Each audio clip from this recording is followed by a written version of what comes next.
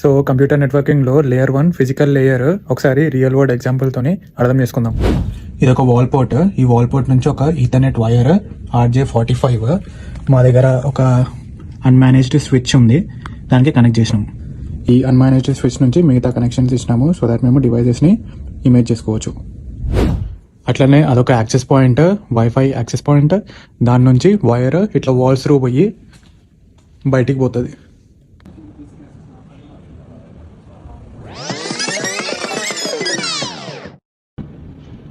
ఇవన్నీ కనెక్షన్స్ ఈ రూమ్లకి పోతాయి. ఇదేంటంటే IDF, ఇంటర్మీడియట్ డిస్ట్రిబ్యూషన్ ఫ్రేమ్. నేను 3rd ఫ్లోర్లో పనిచేస్తా. అట్లనే ఈ బిల్డింగ్లో మొత్తం 22 ఫ్లోర్స్ ఉన్నాయి.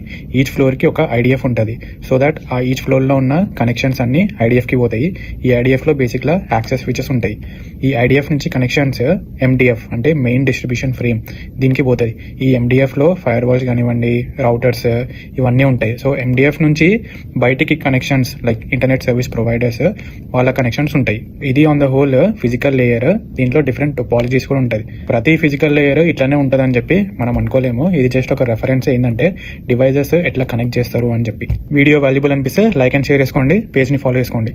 ఉంటాం మరి.